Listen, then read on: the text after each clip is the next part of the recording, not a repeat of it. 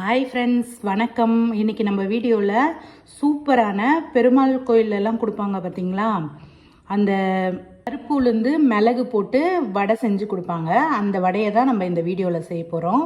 சூப்பராக இருக்கும், மொறுன்னு. இந்த வீடியோ எங்கள் வீட்டாண்ட வருஷத்துக்கு ஒரு வாட்டி இந்த புரட்டாசி மாதத்தில் திருப்பதி கூட வரும். சாமிங்கெல்லாம் லைனாக வரும். அந்த அவதாரம்னு சொல்லுவாங்க பார்த்தீங்களா, அந்த சாமி எல்லாமே லைனாக வருவாங்க. அந்த வீடியோ தான் இது. இந்த வடையில் நம்ம அதிகமாக சாமானே சேர்க்க தேவையில்லை. வெறும் கருப்புளுந்து, ஒரு 3 ஸ்பூன் அளவுக்கு அரிசி, மிளகு, சீரகம் தான். வடை செம்ம டேஸ்ட்டாக இருக்கும். டீ குடிக்கும்போது நீங்கள் இதை கூட இந்த வடையை வச்சு சாப்பிட்டிங்கன்னா அட்டகாசமாக இருக்கும். நீங்கள் கோயிலில் வாங்கி சாப்பிட்டா எந்த டேஸ்ட்டில் இருக்குமோ அதே டேஸ்ட்டில் தான் இருக்கும். கண்டிப்பாக நீங்கள் ஒரு தடவை இதே மாதிரி ட்ரை பண்ணி பாருங்கள். வடை செய்கிறதுக்கு நான் ஒரு கப் அளவு கருப்பு உளுந்தை ஒரு 2 தடவை கழுவிட்டு நான் நல்லா ஒரு 6 மணி நேரம் கண்டிப்பாக இது ஊறணும். அப்போ தான் நல்லாயிருக்கும். நான் 6 ஹவர் நல்லா இது ஊறிடுச்சு. இந்த மாதிரி கையில் நீங்கள் அழுத்தி பார்த்தீங்கன்னா இது நல்லா நசுங்கி வரணும். இந்த கருப்பு உளுந்து நல்லா ஊறிடுச்சு. தண்ணி இல்லாமல் எடுத்து வச்சுருக்கேன்.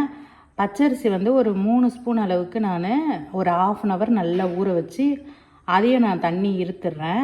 இப்போ மிளகு 1 ஸ்பூன், சீரகம் 1 ஸ்பூன் போட்டு ஃபஸ்ட்டு மிக்சி ஜாரில் ஒரு ஓட்டிட்டு அதுக்கப்புறம் நம்ம தண்ணி இல்லாமல் எடுத்து வச்சுருக்க உளுந்தையும் அரிசியும் போட்டு தண்ணி ஊற்றாமல் நம்ம கொரப்பாக அரைச்சி எடுத்துகிட்டு வந்துடலாம். தேவையான அளவு உப்பு சேர்த்து நான் கொரப்பாக தண்ணி சேர்க்காமல் அரைச்சி எடுத்துகிட்டு வந்துட்டேன். இப்போ ஸ்டவ்வை பற்ற வச்சு ஒரு கடாயில் எண்ணெய் ஊற்றிட்டு எண்ணெய் சூடாகிறதுக்குள்ளே நம்ம வடையை தட்டிக்கலாம். நான் பால் கவரில் கொஞ்சம் எண்ணெய் தடவிட்டு இந்த மாவை ஒரு உருண்டையாக எடுத்து நல்லா எந்த அளவுக்கு நம்மளால் மெல்லிசாக தட்ட முடியுமோ அந்த அளவுக்கு மெல்லிசாக தட்டிக்கலாம்.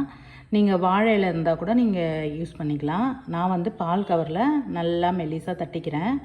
நடுவில் லைட்டாக ஒரு ஹோல்ஸ் போட்டுட்டு இப்போ எண்ணெயும் சூடாயிடுச்சு. இப்போ மெதுவாக நம்ம கையில் படாத மாதிரி மெதுவாக நம்ம எண்ணெய் உள்ளே விட்டுட்டு சிம்மில் வச்சுட்டு 2 பக்கமும் திருப்பி வேக வச்சு எடுத்தோன்னா சூப்பரான பெருமாள் கோயில் மிளகு வடை ரெடி. இது வேகிறதுக்கு ஒரு 4-5 நிமிஷம் ஆகும். பொறுமையாக தான் நம்ம சிம்மில் வச்சுட்டு வேக வைக்கணும்.